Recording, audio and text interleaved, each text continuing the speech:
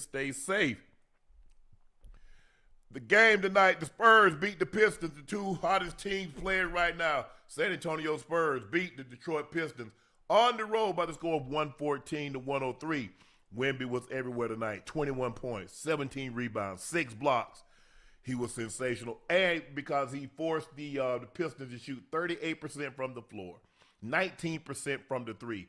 Stephon Castle had 16 points and 11 assists, all the while holding Cade Cunningham to 5 of 26 shooting. The Spurs have started their annual rodeo road trip 5-0 for the first time since 2012, and now they are 41-16. 114-103 over the Pistons. Joe, you watched this ball game and you saw this is a very young San Antonio team, but they play way, way beyond their years. They look good. Oh yeah, Uncle Ocho, they look real good because, they kind of top heavy, but they got some great complementary pieces. And you look at Vassell and Champagnie, those guys pretty much won the game. I mean, Vassell started off the game, he was cooking with grease. You hear me? He was hot as fish grease. I think because Wemby, Fox, and even little Dylan Brooks, not Dylan Brooks, Dylan Harper, those guys put so much pressure, on the defense, bro, and Wemby anchors the defense, Uncle Ocho. Even if he don't block your shot, he's going to alter it. His tall ass back there. Oh, man, but they got so many weapons. They got so many guys who can beat you. You don't know on a night-to-night basis who gonna explode for 25, 30 points, because it may be somebody who you ain't really game plan for. And for Detroit, Cade can't go 5 for 26.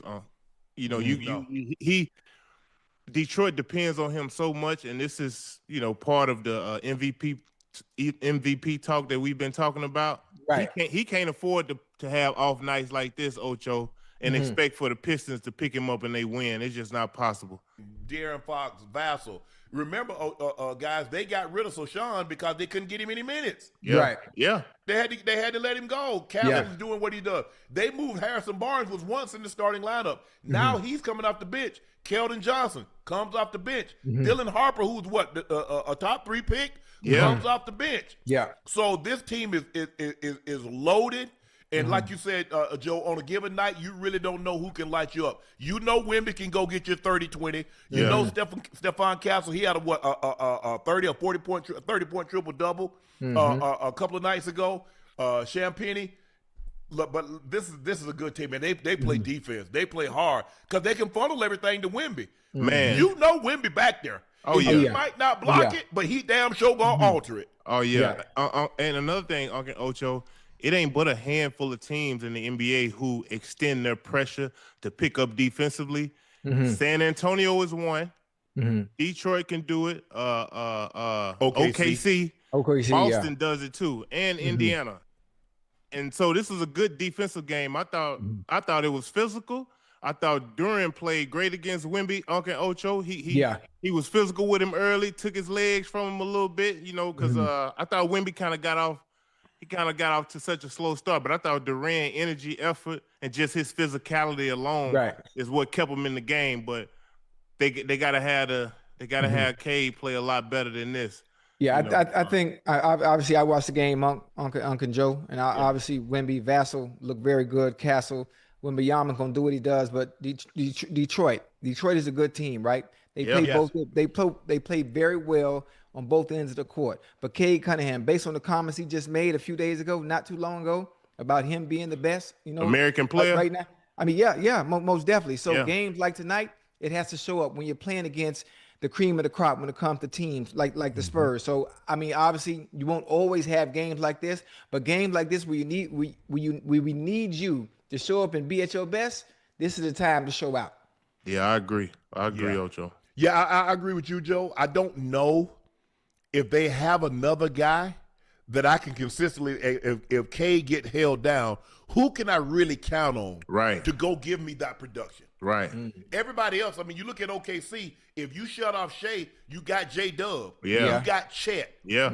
So you got other options. If you say I want to shut down Jokic, now you got to deal with Jamal Murray. Right. Yeah. So other teams have guys that, let's just say take the Rockets.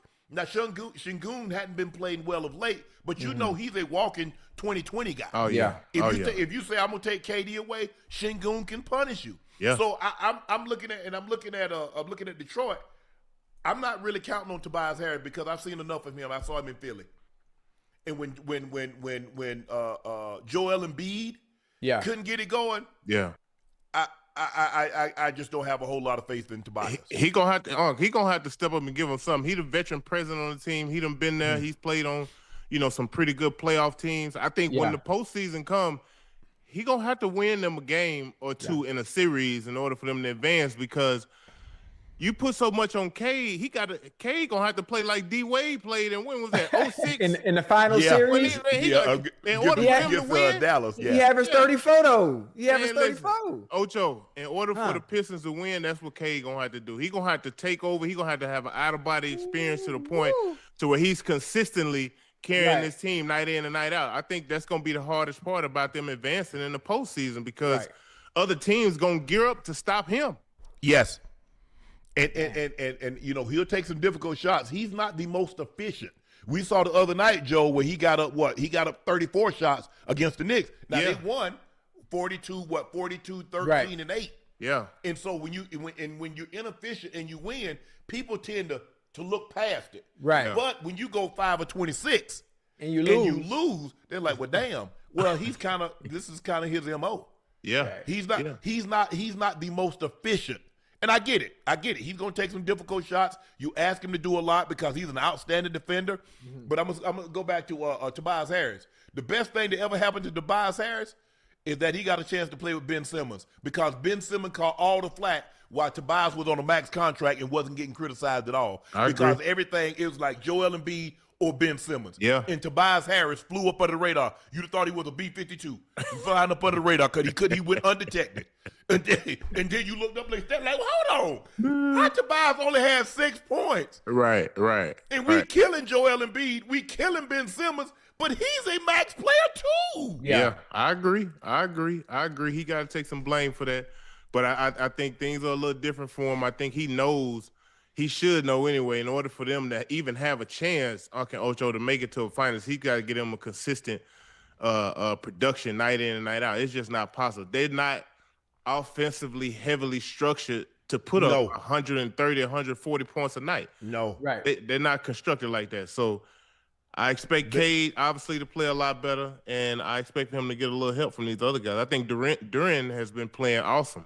He was. I mean, he's an all-star. He played really good in the all-star game. He was on the Stars that ended up beating the Stripes. Yeah. And they won they won the all-star.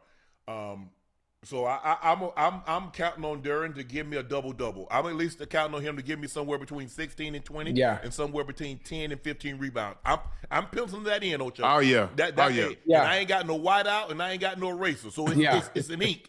It's in Sharpie. It ain't going nowhere. So I got that down. So JB goes to him and says, son, this is what I expect of you. 16 to 20, 10 to 15. Cade, I need you to be an all-NBA player. I need you to be you say you're the best American player. You got to show me in the MVP discussion. You got to show me. You got to. Yeah. And you got to take it to another level because there's levels to this. If you really look at the best NBA players, look at their playoff averages compared to the regular season average. I agree. They elevate. Yeah. Go look at Jordan. You go look at Kobe. You look at LeBron. Yeah. You look at Jamal Murray. Jamal Murray is out of this galaxy. Yeah. You're right. But that's because that's when you make your name. That's when you grow, become that iconic and grow that legacy. Is what you do come postseason. Right. And if they're gonna be what they think they can be. In Detroit, because who's in there? If you really think about it, who's in their way? The Knicks, maybe the Celtics. Yeah. I mean, Orlando's kind of up and down. Toronto is kind of hit or miss. I don't know what B I'm gonna get on a consistent basis. Scotty Barnes on a consistent basis. Right. So right now, if you make me pick, I say probably the Knicks, Celtics.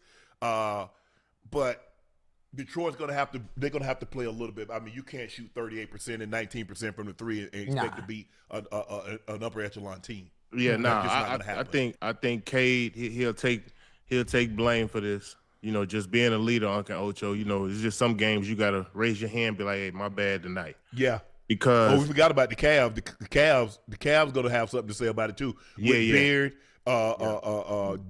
Donovan. Yeah.